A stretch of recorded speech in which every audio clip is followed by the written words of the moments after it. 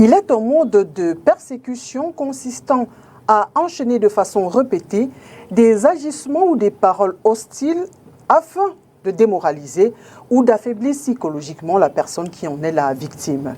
Le harcèlement peut être de plusieurs types, sexuel, en milieu scolaire, au travail ou même cybernétique.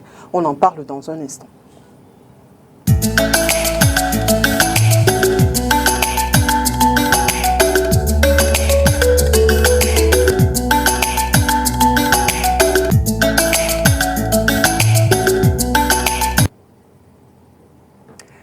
Mesdames et messieurs, bienvenue. Vous êtes sur Tout Droit. L'émission se propose d'apporter des réponses aux questions de société à travers le regard des hommes de loi. Vous l'avez compris, ce jour, nous parlons de harcèlement. Alors, comment savoir que nous subissons un harcèlement? Comment réagir? Et que dit la loi lorsqu'on est victime de harcèlement?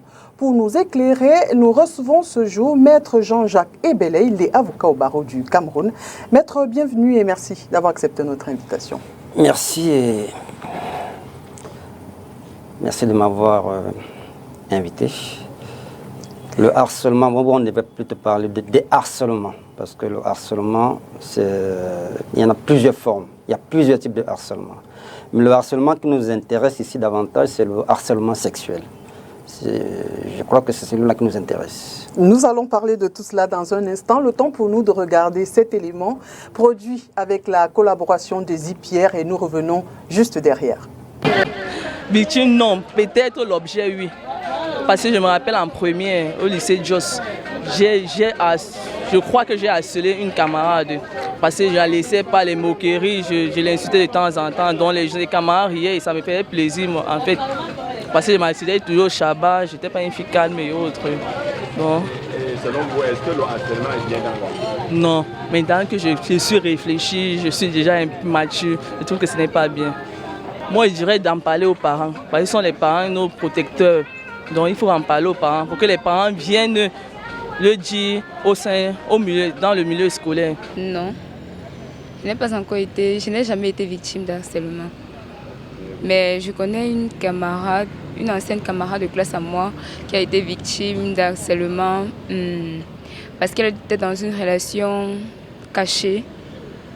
Elle cachait la relation aux membres de sa famille et à son entourage, mais certaines de ses copines étaient au courant de cette relation. Le garçon avec lequel elle était en relation passait son temps à la frapper et à la violer. Et elle ne parlait pas. Un jour, en étant avec ses copines, elles ont remarqué les cicatrices sur son dos. Et ce sont ses copines qui l'ont amenée à parler. Et puis elle a raconté toute l'histoire. Et après avoir ressassé l'histoire, ses copines ont pu l'aider à se séparer du jeune homme. C'était très difficile, mais elle a pu s'en sortir et elle a quitté ce jeune garçon. Je demanderais à ces filles de s'exprimer, de savoir parler, que ce soit à une de leurs sœurs, un membre de la famille, même si ce n'est pas un membre de la famille, mais il faudrait au moins qu'elles aient quelqu'un auprès d'elles à qui elles peuvent se confier. Oui, l'harcèlement a toujours existé dans tout secteur d'activité. Moi, je pense que c'est quelque chose qui accompagne les êtres humains. Je vais par exemple prendre le cas du cadre de la famille. Vous savez, chez nous en Afrique surtout, à un certain âge, quand la femme avoisine déjà la trentaine, automatiquement, il faudrait que tu fasses des enfants. Automatiquement, il faudrait que tu sois déjà la femme de quelqu'un. Sauf qu'ils ne pensent pas aussi à étudier la personne la concernée. Il y en a, c'est pas toutes les femmes qui sont nées pour se marier. Il faudrait qu'on ne se trompe pas. C'est vrai, le mariage est sacré. C'est vrai, on dit, quand une femme est dans le foyer, elle fait honneur à la famille. Mais par moment, les enfants ne sont pas prêts au point où ils poussent les enfants à aller faire des mariages où plus tard, elle va subir des conséquences. Je ne vais pas citer, nous tous on connaît les mariages difficiles. Où elle va se retrouver en train d'être bastonnée, elle va se retrouver en train d'être chosifiée. Et il y a des enfants comme ça, quand ils savent qu'ils n'ont pas le soutien de la famille, non plus celle du mari, ça peut la pousser à prendre des décisions vraiment irrévocables. Par exemple, le suicide. Donc le harcèlement a toujours existé et ça va continuer d'exister. La seule chose que je peux dire, c'est qu'il ne faudrait pas souvent avoir peur de dire à ces gens-là non ou stop. Moi personnellement, je n'ai jamais été victime d'un harcèlement sexuel. Mais dans votre entourage, vous en connaissez? Mais dans mon entourage, j'en connais plusieurs en fait, plusieurs.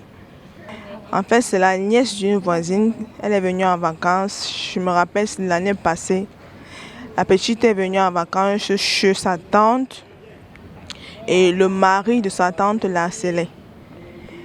Et la petite a eu mal, elle est rentrée chez ses parents. En fait, elle venait habiter avec sa tante.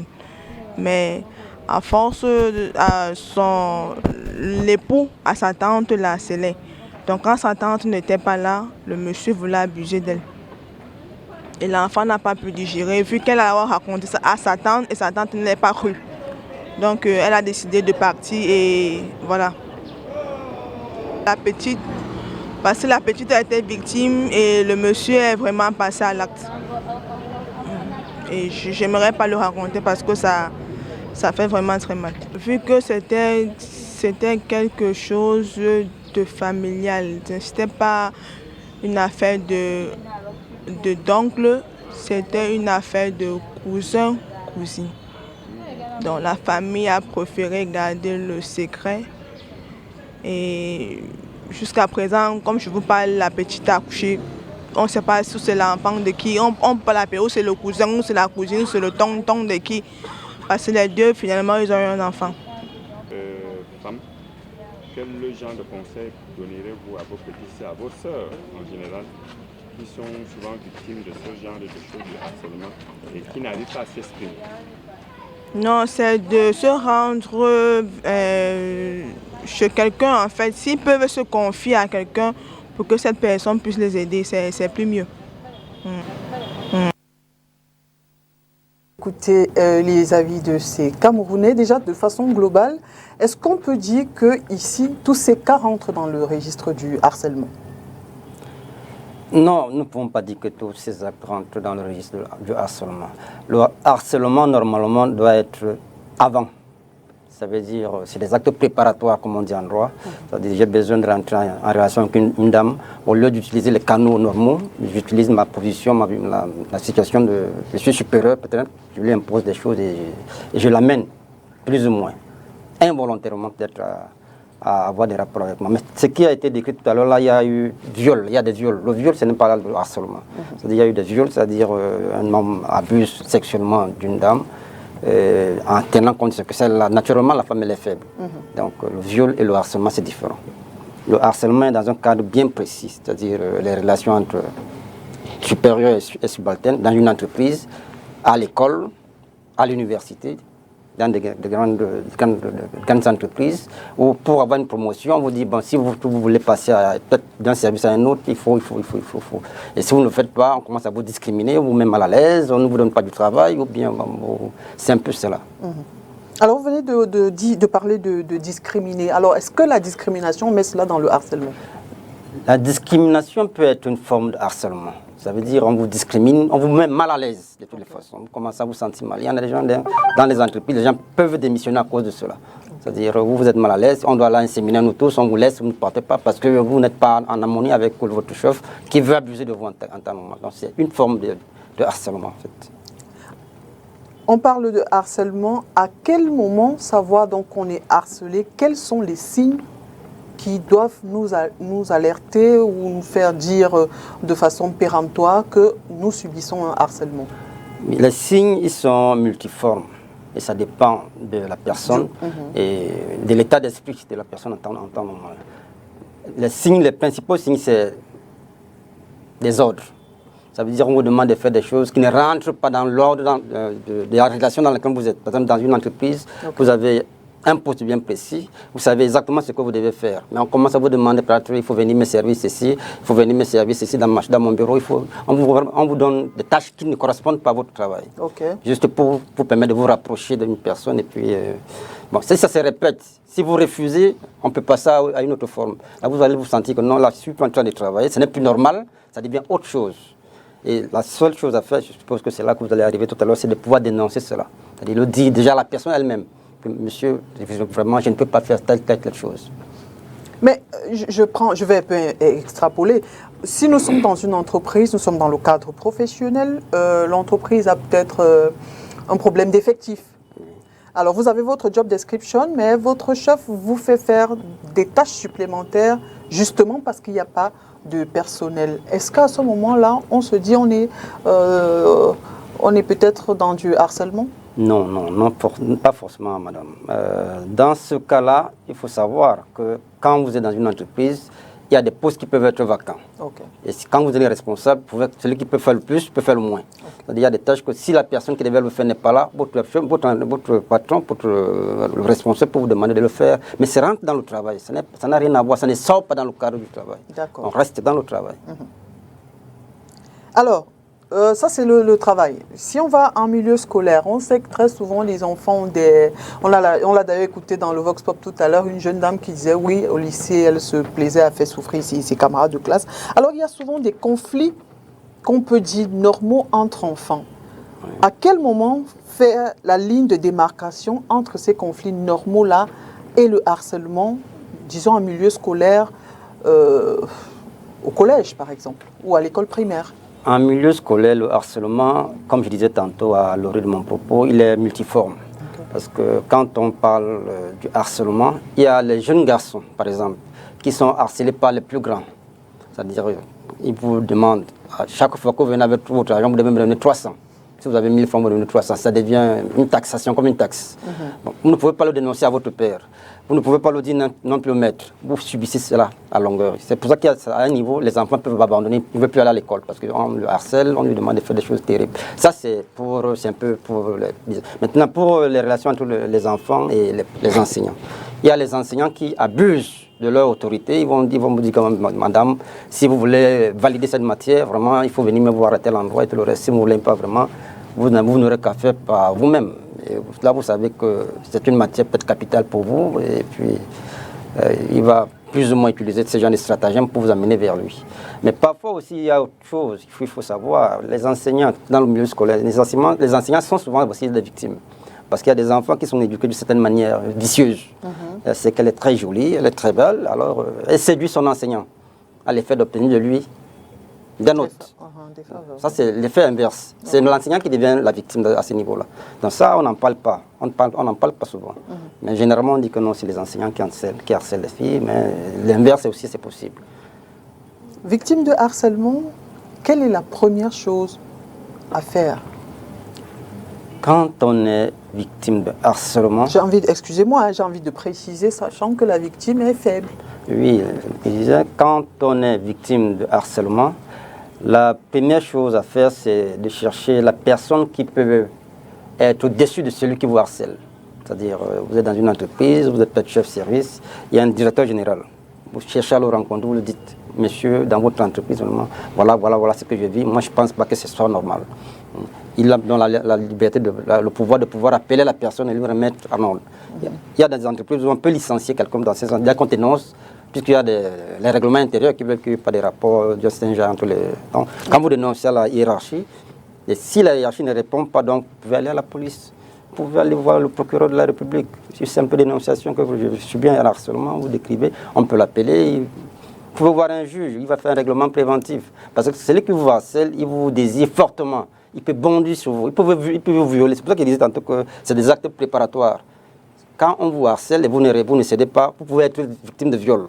Mais il faut dénoncer rapidement pour que ça s'arrête. Sinon, vous risquez le viol. Oui, je le disais tout à l'heure, on sait que la victime, elle est faible. Est-ce que vous pensez que si elle n'a pas le courage de le faire déjà, ou alors si la personne a peur de perdre, par exemple, son boulot, comment réagir quand on a ce genre de personne sous la main? Non, je dis que ce que je venais de dire reste valable parce qu'en fait, on ne peut pas vous licencier parce que vous avez dénoncé un harcèlement. Okay. Toutes les fois qu'on vous dénoncez, on vous licenciera. Dans ce cas, ça sera un licenciement abusif. Vous serez en droit de réclamer des droits sociaux normaux. Donc, il faut dénoncer, c'est la dénonciation qui sauve. C'est valable pour le harcèlement, c'est valable également pour le viol. Parce que tout à l'heure, dans le post-là, on parlait d'une jeune fille qui se faisait violer, ce n'était pas le harcèlement. Elle était déjà dans la relation, mais elle s'est violée. tout le temps, et c'était répétitif. Alors, que vous allez nous dire, hein, est-ce que la loi sanctionne en fonction du type de harcèlement ou c'est la même sanction, quel que soit, que ce soit sexuel ou que ce soit un abus de pouvoir au travail?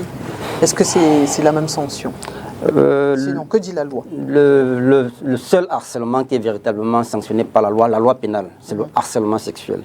Lui, il est sanctionné par l'article 302, alinéa 1 du Code pénal, qui prévoit des peines, des sanctions, des amendes et tout le reste. Ça, c'est le harcèlement sexuel. Mais il y a plusieurs formes de harcèlement. Par exemple, vous allez voir dans la publicité même, par exemple, il y a les sociétés qui vous harcèlent avec des publicités mensongères et tout le reste, qui vous amènent à souscrire des choses qui n'existent pas. C'est du harcèlement également. Ça, c'est un harcèlement moral. On vous amène à souscrire des choses. C'est sanctionné, mais pas d'autres textes. D'accord. Là, c'est au civil ou c'est toujours au pénal? Non, ça, c'est le civil. Ça, c'est les actions civiles, la publicité, la concurrence déloyale, les choses comme ça. C'est civil. D'accord. Mais pour le sexuel, le harcèlement sexuel, il est sanctionné pénalement.